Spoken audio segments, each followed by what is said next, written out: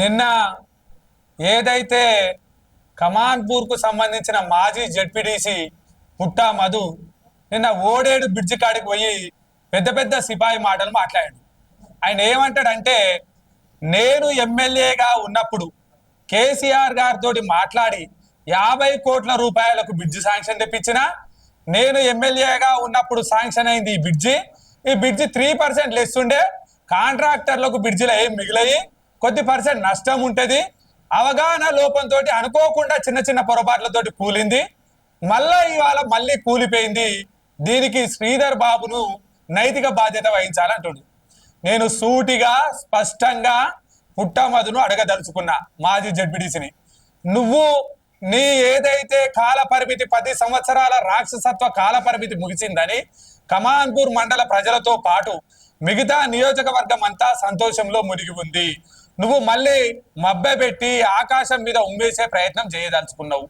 నువ్వు పూటకో మాట, పూటకో పార్టీ, పూటకో వేషం కట్టే పగటి వేషగాడివి. నువ్వు బ్రిడ్జి నేనే తెప్పించినట్టు, బ్రిడ్జి 2017 టెండర్ పిలిస్తే 2017-18 అగ్రిమెంట్ అయితే 2020 వరకు పూర్తి చేయాల్సిన బాధ్యత ఈ సోయిలేని సన్నాసి మీద ఉంది.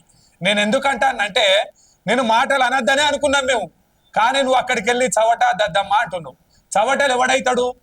2017 నువ్వు ఎమ్మెల్యేగా ఉండి నువ్వు ఓపెన్ చేసిన బ్రిడ్జి నువ్వు జడ్పీ చైర్మన్ గా అయిపోయేసరికి కూడా పూర్తి కాకపోతే చవట ఎవడు? దద్దమ్మ ఎవడైతాడు? Useless fellow ఎవడైతాడు? నీ పీరియడ్ లా బ్రిడ్జ్ స్టార్ట్ అవుతుంది, నువ్వు పోయి కొబ్బరికాయ కొడతావు, అది 5 సంవత్సరాల నుంచి 7 సంవత్సరాల కాలం జరిగినా అది పూర్తి స్థాయిలో కాదు.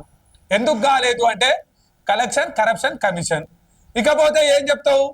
మళ్ళొచ్చి నిన్న జూన్ 4 తారీఖు వరకు ఎలక్షన్ కోడ్ అయిపోయింది, జూలై 3 తారీఖు నాడు మళ్ళొక 4 గిడ్డర్లు కూలడం జరిగింది.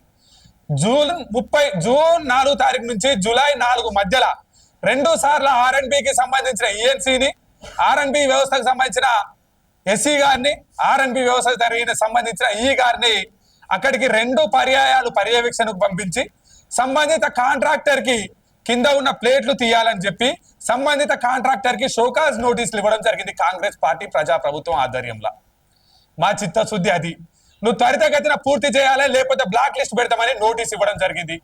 మరి 30 రోజుల కాలయాపనలో 2 రోజులు పర్యవేక్షించి అధికారులు పర్యవేక్షించి పని చేయించాలని కృతనిశ్చయంతో పని చేయిస్తే 7 సంవత్సరాల నుంచి నువ్వు గడ్డి వీకినవా? 7 సంవత్సరాల నుంచి నీ పిరియల్నే కొబ్బరికాయ కొట్టి 7 సంవత్సరాల నుంచి కాలయాపన చేసి 7 సంవత్సరాల నుంచి బ్రిడ్జి కట్టలేదు.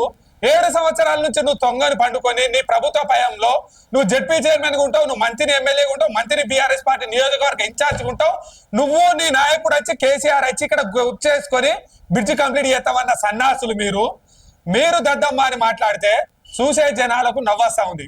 ఏదో పోలీస్ వ్యవస్థ అంటాను, పోలీస్ స్టేషన్లను కబ్జా చేసుకున్నాం, మా బీఆర్ఎస్ పార్టీ నాయకులు పోతే పోలీస్ వ్యవస్థ స్పందిస్తలేదని.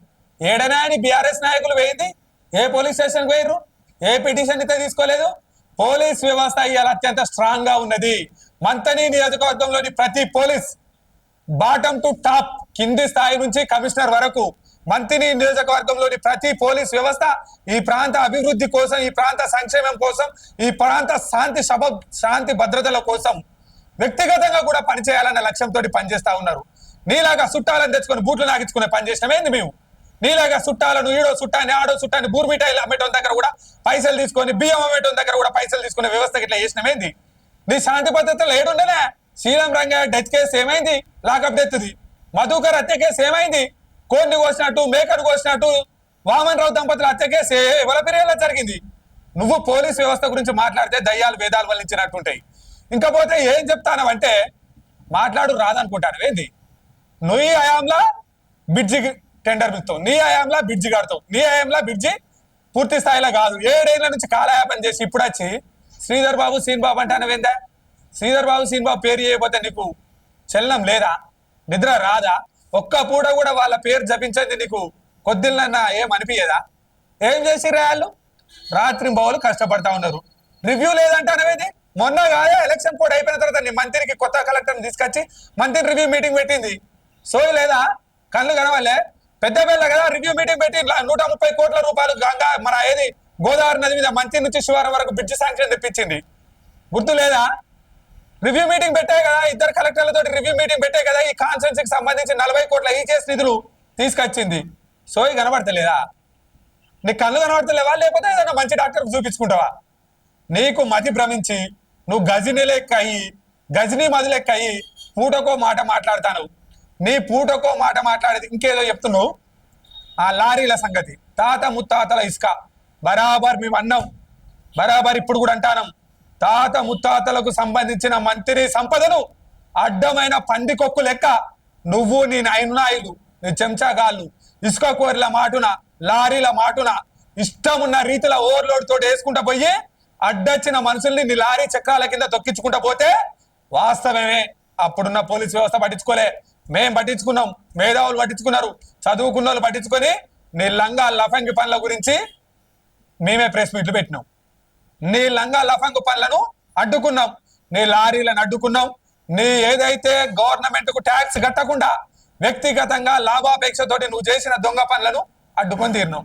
మళ్ళీ చెప్తున్నాం, ఏది ఏమైనా ఈ ప్రభుత్వం ఇసుక గనక ఎవరైనా వ్యక్తిగతంగా గృహ అవసరాలకో స్థానిక అవసరాలకో వాడితే వారికి ఫ్రీ గీయాలనే ఒక జీవో తీసుకొచ్చే ప్రయత్నం చేస్తున్నాం, వారికి ఫ్రీ ఇచ్చే చేస్తున్నాం. నీలాగా ఓవర్లోడ్ బకెట్ లోడ్ తో వేయకుండా మాన్యువల్ లోడింగ్ కొత్త టెండర్లో పెట్టి అక్కడ ఉన్న స్థానిక ఎవరైతే రైతులో స్థానికులు ఎవరైతే ఉంటారో వాళ్ళకు ఉపాధి కల్పించే అవకాశాలను కల్పించినాం. ఏం చేసినాం? ఏమన్నా నీ లెక్క ఇసుక లార్ల కింద చావులు చూపిస్తున్నామా? ఇకపోతే నువ్వేం చెప్తున్నావు? అధికారుల పర్యవేక్షణ.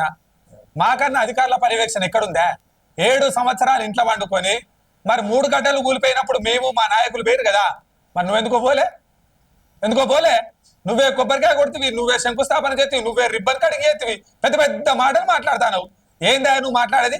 గాలికి కూలిపోయే బిడ్జోటి, వానకు కూలిపోయే సుందిల కరకట్టోటి, నీళ్ళంతా మునిగిపోయే మేడిగడ్డోటి, ఇదే కదా. మరి ఇవన్నీ కొట్టుకపోతానే నువ్వు కట్టిన అదేందా రాజగృహ అద్దాల మేడ హై క్లాస్ బిల్డింగ్ ఎందుకో కూలిపోతలేదు, కనీసం క్రాక్ కూడా వస్తలేదు. ఏ నుంచా నువ్వేమో చెప్తాను 2 కోట్లు పైసలని డబ్బులు వసూలు చేసుట్లా మనం మాట్లాడుకుందాం. డబ్బులు వసూలు చేసుట్లా నీకన్నా తోపేవడని ఉన్నాడా? ఏం కట్టం చేసినావా నువ్వు? ఏడ పొలం పండించినావు, ఏడ కైకిలు వేయినావు, ఏం దంద చేసినావు? నువ్వు ఏది చెమటాడ పోసిన దందేంది?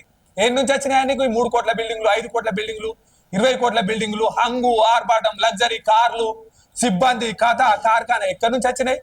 మీ నాన్న ఏం కట్టం చేసింది? నువ్వేం కట్టం చేసినావు? నీ కొడుకు ఏం బిజినెస్ చేస్తాడు? ఏం నుంచి వచ్చినాయి? మీ తాతల కాలం నుంచి ఆస్తున్నాయి మీకు? ఎట్లా వచ్చినాయి నీకు 1000 కోట్లు, 100 కోట్ల రూపాయలు? నీకు ఎక్కడి? నీకు ఫామ్ హౌస్ ఎక్కడిది? బినామీ ఎకరాలు ఎక్కడి నుంచి వచ్చినాయి? చెమటాడ పోసి పనిచేస్తారు మా వాళ్ళంతా, చెమటాడ పోసి. నీతో పాటు సమాన రాజకీయం చేసిన రాజకీయ నాయకులు ఎక్కడారు కొంతమంది. ఏ నుంచి వచ్చినాయి 100 కోట్లు? విలువలతో కూడిన రాజకీయం చేసిరా, అందుకని వచ్చినాయి. శ్రీపాదరావు అంటారు. ఏం చేసిండే ఆ శ్రీపాదరావు? నీకు తెల్ల బట్టలు ఇచ్చిండు, నీకు రాజకీయ పరిజ్ఞానం నేర్పిండు, మంచిగుండు బిడ్డ అన్నాడు, ఎన్ఎస్యుఐ లీడర్ని చేసిండు, ఎంపీపీ అవకాశాలు కల్పించింది ఆ కుటుంబం, జెడ్పీటీసీ అవకాశాలు కల్పించింది. నువ్వు ఆ కుటుంబాన్ని అంటే ఏమన్నా కొద్దిలన్నా సిగ్గు శరం ఉందానే? వ్యక్తిగతంగా నిన్నెన్నడన్నా ఆ కుటుంబం ఏ ఒక్క రోజన్నా నిన్నో నీ కుటుంబాల్లో కనీసం పేరు పెట్టి పల్లెత్తు మాట అన్నరానే? చనిపోయిన ఆయనని అంటావు, చవటా దద్దమ్మ అంటావు. మాకు రావా ఏకవచనాలు? చవటా దద్దమ్మలు కాదు వెదవా, నువ్వు యూజ్లెస్ ఫెలోవి, పని చేతగా నోడివి. అహంకారంతో మంత్రి ప్రజలు నీకు అవకాశం ఇస్తే ఆ మంత్రి ప్రజల ప్రాణాలతో ఆడుకున్నావు. అయినా కానీ కమాన్పూర్ ప్రజలు నిన్ను కడుపులో పెట్టుకొని 2వ సారి జడ్పీ చైర్మన్ అవకాశాలు ఇస్తే కమాన్పూర్ ను ఒక్క రోజు కూడా పట్టించుకున్న గతి లేదు. ఏడనా నువ్వు చేసింది? ఏడనా? నీ అంత పనికి మాలినోడు, నీ అంత సోమరిపోతాడు, నీ అంత పనిచేతగానోడు, నీ అంత మాట తప్పేటోడు, నీ అంత ఎందుకు పనికిరాని రాజకీయ సన్నాసి ఎవరు ప్రాంతంలో? ఎందుకు చవట దద్దమ్మలు? ఎందుకు? ఎల్లంపల్లి నుంచి నీళ్లు తీసుకొచ్చి గుండారం నుంచి ముత్తారం నుంచి ఈ ప్రాంతానికి నీళ్ళు ఇచ్చినందుక, ప్రతి ఊళ్ళే ఇందిరా మిల్లు కట్టించినందుక, ప్రతి ఒక్కరికి చేయూత చేసినందుక. మాట్లాడేటప్పుడు 1 ఏళ్ళు మాకు చూపిస్తే 4 ఏళ్ళు నీకు చూపిస్తాయి. ఒకసారి అద్దం ముందుకు పోయి నిలబడి చూసుకో, నువ్వు, నీ చరిత్ర, నీ బతుకు, నీ భవిష్యత్తు ఏం జరిగిందో. ఇంకొకసారి ఏకవచనంతో చిల్లర మాటలు మాట్లాడితే నువ్వు బయట తిరగనికే భయపడేటట్టుంటది వ్యవస్థ. మళ్ళీ చెప్తున్నాం, పద్ధతిగా ఈ ప్రాంత ప్రజానికం కోసం, ఈ ప్రాంతం మేలు జరగని కోసం, ఈ ప్రాంత అభివృద్ధి కోసం నువ్వు పద్ధతిగా మంచి విషయాలు చెప్పు, మేము స్వీకరించని కొంచెం ఏర్పాటు చేసుకుంటాం, నీ మాటలు మేము స్వీకరిస్తాం. కానీ నువ్వు తప్పుడు మాటలు మాట్లాడుకుంటా, ఏదో మాట్లాడుకుంటా, శ్రీనిబాబు శ్రీధర్ బాబు ఏం చేసిర్రా? శ్రీనిబాబు శ్రీధర్ బాబు ఏం చేసిర్రు? హత్యా రాజకీయాల గురించా నువ్వు మాట్లాడచ్చు? హత్యా రాజకీయాల గురించి చీమను కూడా చంపరాలు. చీమ ఉంటే చీమానంగా పోతాండే ఎందుకు పాపం తగ్గుద్దని కాలు అటు పక్కకెత్తరు.